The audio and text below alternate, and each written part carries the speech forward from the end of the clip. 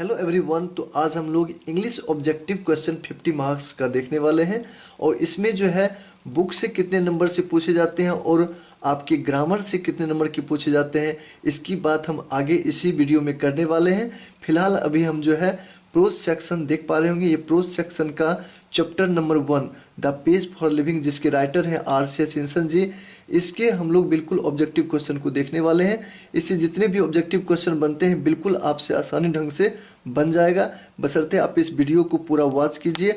और इस वीडियो के पहले हमने इसके बारे में बिल्कुल हिंदी अनुवाद करके बताया है। उस वीडियो को अगर आप एक बार देख लेते हैं तो बिल्कुल इसमें आपको कोई दिक्कत नहीं होगी समझने में। और बिल्कुल मैं इस क्वेश्चन को, हर एक क्वेश्चन को हिंदी अनुवाद करके बताने वाला हूं, जिससे कि आप सभी विद्यार्थियों को बिल्कुल हेल्प पहुंचे, आपको मदद पहुंचे और आप जो है आसानी से जो है आप खुद से परीक्षा में आसानी से अपने खुद से बना करके आए। तो चलिए हम लोग स्टार्ट करते हैं। सबसे पहला क्वेश्चन है, people nowadays think dash than ancient times. अर्थात आजकल पीपुल, जो भी लोग आजकल हैं, आजकल के जो लोग हैं वह एंशियंट टाइम्स यानी कि पुराने समय से क्या, पुराने समय की तुलना में कैसे सोचते हैं। डीपर सोचते हैं कि फास्टर कि लॉन्गर कि स्लोअर। तो इसमें बच्चों हो जाएगा फास्टर, तेज सोचते हैं, है ना। पीपुल नाउ अडेज थिंक, आजकल के लोग देन एंशियंट टाइम्स यानी पुराने समय से क्या सोचते हैं, तो फास्टर यानी तेज सोचते हैं। तो बिल्कुल आसानी से आप इसका आंसर याद हो गया होगा, क्योंकि ये देख सकते हैं 2023 के एनुअल एग्जाम में पूछा गया, सारे इसमें क्वेश्चन पूछे जाने वाले हैं।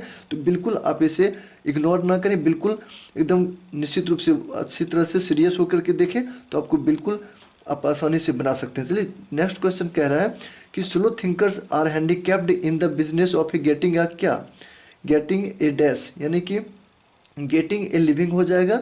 ये आपका जो है इंग्लिश के ये बुक से ही दिया हुआ है, ये पूरा लाइन एकदम दिया गया है। स्लो थिंकर्स यानी कि धीमी सोचने वाले जो होते हैं वो अपने आजीविका चलाने में अक्षम होते हैं, विकलांग होते हैं, हैंडीकैप्ड होते हैं ना। जो धीमी सोचने वाले होते हैं वो अपने आजीविका चलाने वाले व्यापार में भी अक्षम होते हैं, वो बिल्कुल उसमें डिसएडवांटेज होते हैं, हानि उठाते हैं। तो अगला क्वेश्चन उसी पर है कि slow thinkers have a disadvantage when it comes to getting a living. तो इसमें भी हो जाएगा लिविंग। तो इस प्रकार से आप समझ सकते हैं कि जो धीमी सोचने वाले लोग होते हैं वो अपने आजीविका चलाने में भी हानि उठाते हैं, डिसएडवांटेज उठाते हैं। तो बिल्कुल इस कहानी को भी, इस क्वेश्चन को भी आप समझ गए होंगे।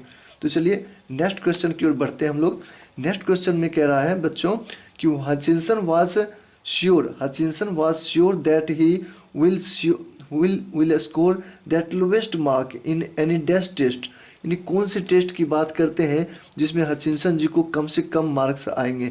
तो ये जो है इंटेलिजेंस टेस्ट की बात करते हैं, यानी कि बुद्धिमत्ता की जांच कहते हैं कि अगर बुद्धिमत्ता की जांच अगर लिया जाए, इंटेलिजेंस टेस्ट लिया जाए तो उसमें हमें सबसे कम अंक मिलेंगे। इस कहानी में बिल्कुल अपने बारे में वर्णन करते हैं R.C. हचिंसन जी, और वे अपने आप को धीमी सोचने वाले बताते हैं। तो बिल्कुल ये आपको समझ में आ गया होगा। ये 4 क्वेश्चन जिस प्रकार से हम लोगों ने समझा है, बिल्कुल आगे भी इसी प्रकार से हम लोग समझने वाले हैं। तो नेक्स्ट क्वेश्चन देख सकते हैं, 5वां क्वेश्चन किस प्रकार से कहा जा रहा है। तो अकॉर्डिंग टू द ऑथर इसका मतलब हो गया लेखक के अनुसार इंटेलिजेंस टेस्ट आर डिजाइंड, यानी कि जो हमारी बुद्धिमत्ता की जांच है वो कैसे कैसे मतलब डिजाइन किया गया है। तो वो डिजाइन किया गया है to test the mental speed, यानी कि हमारी जो मानसिक गतिविधियां हैं उसकी जांच के आधार पर बनाया गया है। जो आजकल की इंटेलिजेंस टेस्ट है, आजकल की जो परीक्षाएं होती है वो हमारे मेंटल स्पीड मतलब कि हमारे मानसिक गतिविधियों की क्या होती है, जांच होती है। तो बिल्कुल इसे आप याद रखेंगे, to test the mental speed. ठीक, तो डी नंबर ऑप्शन सही है, आप एकदम इसको याद रखें बिल्कुल। Rapid movement gives U A superficial sense of, ये तो बहुत आसान क्वेश्चन है कि तेज गति जो है हमें क्या देता है। तो ये आप याद रखेंगे, सतही नाटक का एहसास करवाता है तेज गति। रैपिड मूवमेंट जो है gives U A superficial sense of drama, इसका ऑप्शन हो जाएगा, क्योंकि यह सतही नाटक जैसा प्रतीत करवाता है। जो तेज गति होता है, जो कि बताया गया था कहानी में भी, कि तुरंत लंदन में भोजन करते हैं, फिर न्यूयॉर्क में, है ना, रात का भोजन लंदन में और दिन का भोजन न्यूयॉर्क में। तो ऐसे में लेखक साहब को यही लगता है कि यह तो एक नाटक जैसा बताता है, क्योंकि नाटक में तो यही होता है, एक सीन कभी फिल्म में यहाँ होता है कभी यहाँ रहता है हीरो तो फिर दूसरे सीन में अलग जगह पे रहता है। तो इस प्रकार से वो तो एक नाटक होता है। उसी प्रकार से तो ये कहानी भी जो रैपिड मूवमेंट भी जो है, तेज गति भी जो है, एक नाटक जैसा प्रतीत करवाता है। तो बिल्कुल आप इसे याद रखेंगे, rapid movement gives U A superficial sense of drama. ठीक, सुपरफिशियल पढ़ते हैं इसको। चलिए नेक्स्ट क्वेश्चन हम लोग बढ़ते हैं। Mental activities of our time tend to follow the pace of. Mental activities हमारी मानसिक गतिविधियां जो है किसकी किसकी पालन करने लग गई है? तो मशीनों की गति को, यानी कि द पेस ऑफ क्या हो जाएगा? मशीन। हमारी मानसिक गतिविधियां जो है वो मशीनों की गति को पालन करने लग गई है। तो बिल्कुल अगर आपने कहानी सुनेंगे तो पता होगी आपको। नेक्स्ट क्वेश्चन कह रहा है कि the people now think faster than people did. मतलब कि आजकल के जो लोग हैं वो कितने वर्ष के पहले के लोगों से तेज सोचते हैं। तो ये कहानी में हम लोगों ने देखा था कि पहले के 30 वर्ष के लोगों से पहले के जो 30 वर्ष के लोग थे उससे आज के लोग तेज सोचते हैं। तो इसमें हो जाएगा 30 ईयर्स एगो। ठीक, तो बिल्कुल इस प्रकार से आप समझ गए होंगे। नेक्स्ट क्वेश्चन हम लोग बढ़ते हैं। आप पढ़ने में भी दिक्कत नहीं होगी, बिल्कुल हम लाइन टू लाइन पढ़ रहे हैं। आपको देख सकते हैं the author of the pace of living, यानी कि जीवन की गति के जो लेखक हैं, wants to dine in London and lunch in कहाँ, यानी कि कहाँ पर वो लंच करते हैं? तो इसका तो आंसर हर एक बच्चे को पता होगा, न्यूयॉर्क। जिस बच्चा ने बिल्कुल वो कहानी का हिंदी ट्रांसलेटेड हिंदी देखा होगा, बिल्कुल उसे पता होगा कि लंच करते कहाँ पर है? तो न्यूयॉर्क में। लंदन में वो क्या करते हैं? डाइन, यानी रात का भोजन लंदन में करते हैं और लंच कहाँ करते हैं? न्यूयॉर्क में। तो बिल्कुल हम लोग 10 क्वेश्चन की ओर बढ़ते हैं। In the pace for living the writer captures the agony of Dashman, यानी कि जीवन की गति में लेखक किस बारे में बताते हैं? अगोनी ऑफ डैशमैन, कैसे मैन के बारे में की दर्द बताते हैं। अगोनी मतलब क्या होता है? दर्द। तो किसकी दर्द पर दृष्टि डालते हैं? तो ये हो जाएगा मॉडर्न मैन। ठीक है, in the pace for living the writer captures the agony of modern man, यानी आधुनिक आदमी के दर्द पर दृष्टि डालते हैं। तो बिल्कुल इस प्रकार से 10 क्वेश्चन तो आप बिल्कुल समझ गए होंगे। इसी प्रकार से हम लोग आगे अभी हम लोग समझने वाले हैं। नेक्स्ट क्वेश्चन कह रहा है कि the main character in the play, मतलब नाटक का मुख्य किरदार जो है, which the author saw in the pace for living was dash man. तो एन एल्डरली मैन, यहाँ पे हो जाएगा बुजुर्ग आदमी था। तो यहाँ हो जाएगा the main character in the play, नाटक का मुख्य किरदार जो था, which the author saw in the, जो पेस फॉर लिविंग में देखा था नाटक लेखक ने, उसका मुख्य किरदार कौन था? तो एक बुजुर्ग आदमी था, यानी हो जाएगा एल्डरली मैन। ठीक, चलिए हम लोग नेक्स्ट क्वेश्चन समझते हैं। How many girls were there in the film the pace for living. ये तो काफ़ी इंपॉर्टेंट क्वेश्चन है और ये पूछा भी जा सकता है, बिल्कुल आपको याद भी हो जाएगा। How many girls were the in the film, यानी कि जिस फिल्म के बारे में लेखक ने वर्णन किया है कहानी में, उसमें कितना लड़कियां था? तो बहुत ही आसान है, उसमें 3 लड़कियां था। याद रखेंगे आप, 3 लड़कियां थे, एक टॉल ब्लोंडी, एक शॉर्ट ब्लोंडी, एक मीडियम साइड ब्रूनेट, यानी कि 3 लड़की के बारे में वर्णन है। तो नेक्स्ट है the author in the pace for living enjoy, मतलब कि लेखक पेस मतलब जीवन की गति में लेखक कैसे आनंद लेते हैं? तो लॉन्ग कार ड्राइव में या फिर एयर फ्लाइट्स में। यहाँ पे गलत मारा हुआ है इसने, तो इसमें हो जाएगा एयर फ्लाइट्स नहीं बल्कि लॉन्ग कार ड्राइव, यानी कि वो मतलब कि कार ड्राइव। यहाँ पे देखिए ऑप्शन सही लिखा हुआ है, लॉन्ग कार ड्राइव, यानी कि लंबे दूर के सफ़र में जो है उसको आनंद लेते हैं, यानी कि कार ड्राइव करके, कार चला करके। तो इस प्रकार से हम लोगों ने 13 तक आंसर अभी हमने देखा और आगे भी हम लोग अब देख रहे हैं। ठीक, चलिए नेक्स्ट क्वेश्चन की ओर हम लोग बढ़ते हैं इसी में। तो यहाँ से आप अब देख सकते हैं क्वेश्चन नंबर 14। क्वेश्चन नंबर 14 में कह रहा है कि the corn merchant was getting dash by his nephew in the pace for living. The corn merchant was getting dash by his nephew in the pace for living, यानी कि corn merchant जो है वो getting dash by his nephew in the pace for living, यानी जीवन की गति में उसके भतीजा उससे क्या करता था? तो ठगता था, चिटेड, यानी ठगता था।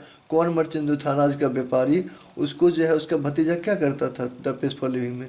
तो उसको क्या करता? ठगता था। तो इस प्रकार से चिटेड हो जाएगा इसका आंसर।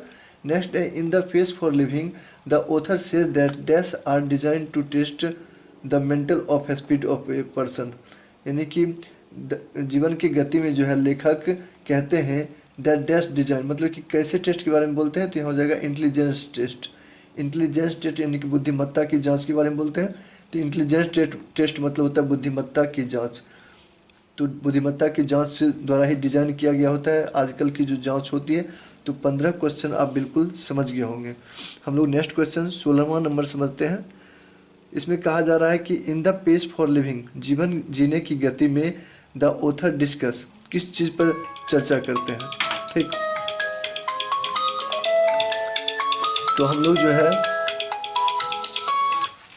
हम लोग जीवन की गति में जो है किस बात पर चर्चा करते हैं लेखक, तो चर्चा करते हैं the agony of modern man, यानी आधुनिक आदमी के दर्द पर चर्चा करते हैं। 17 नंबर है कि R C Hutchinson wrote he was a play in, कहाँ पे है ना, यानी कि R C Hutchinson wrote that he was play in, मतलब कहाँ देख रहे थे, डबलिन में। यानी कि जिस आर्सी चिंसन जो लिखे हैं और उसको नाटक कहाँ पर देख रहे थे, तो ये हो जाएगा डबलिन। ठीक है, और देखे है तो ये भी उसी प्रकार का क्वेश्चन है कि where did the writer the pace for living was the play, यानी कि इसी क्वेश्चन को इस प्रकार से पूछा जा सकता है। तो आप बताएंगे डबलिन, कहाँ पर देख रहे थे, डबलिन में। तो 17 नंबर भी क्वेश्चन काफ़ी इंपॉर्टेंट है। ठीक है, इसे भी आप याद रखें। आर्सी चिंसन कहाँ पर देख रहे थे नाटक, तो डबलिन में।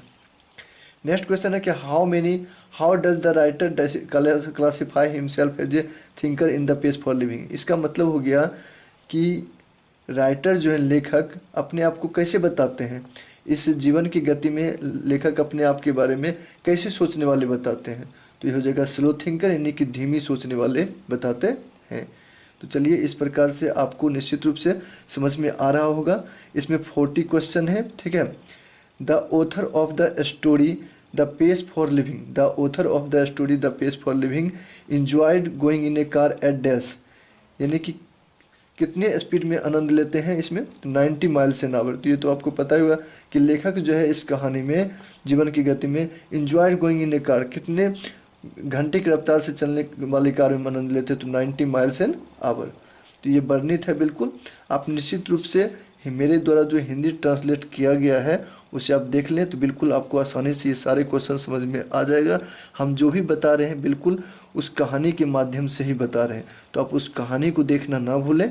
चलिए, 20 नंबर है the writer of the pace for living belongs to the tribe of, है ना, मतलब कि जीवन की गति के जो लेखक हैं वो ट्राइब, कैसे समूह से बिलोंग करते हैं, तो ये हो जाएगा स्लो थिंकर्स, यानी कि धीमी सोचने वाले समूह से बिलोंग करते हैं। तो इसमें आप देख सकते हैं 40 क्वेश्चन है, हमने आपको 20 क्वेश्चन तक बता दिया है। लेकिन हम आपको शुरू में बोले थे कि आपको बुक से कितने पूछे जाते हैं और ग्रामर से कितने पूछे जाते हैं। तो हम बता दें आपको कि आपको बुक से जो है, किताब से आपको 60 मार्क्स के क्वेश्चन पूछे जाते हैं, यानी कि 60 नंबर के क्वेश्चन पूछे जाते हैं बुक से, और 40 नंबर के ग्रामर से पूछे जाते हैं। अगर आपने इसमें जो 16 चैप्टर है इंग्लिश बुक में, अगर 16 चैप्टर का अगर आप इस प्रकार से देख लेते हैं सारे ऑब्जेक्टिव क्वेश्चन, तो बुक से ही आप 50 नंबर मार के बिल्कुल आसानी से चले आ सकते हैं। तो इसलिए बिल्कुल सीरियस होकर के सारे ऑब्जेक्टिव क्वेश्चन को देखें और आप समझें। मैं अभी आपको 20 क्वेश्चन बताया हूँ, इस 20 क्वेश्चन को आप अच्छा तरीका से ध्यान से देख लें तो आपके लिए काफ़ी हेल्पफुल होगी। आगे अगर आप चाहते हैं तो निश्चित रूप से मेरे कमेंट बॉक्स में कमेंट कर सकते हैं। मैं आपको लगातार पर्व अध्याय के द्वारा मैं बताऊंगा, एकदम अध्याय का यहाँ पे ट्रांसलेशन टू हिंदी भी बताऊंगा, फिर उसके बाद ऑब्जेक्टिव क्वेश्चन भी बताऊंगा। तो ऐसा अगर आपको लग रहा हो कि हेल्पफुल है विद्यार्थियों के लिए तो ज़रूर कमेंट में आप कमेंट करें और मैं आपके लिए बिल्कुल तेज़ी से वीडियो लाऊँ। चलिए, यहीं तक मैं अपनी वाणी को रखता हूँ। नेक्स्ट वीडियो में जो है फिर मैं आगे क्वेश्चन बताऊँगा। So thank you very much, all the best, have a nice day.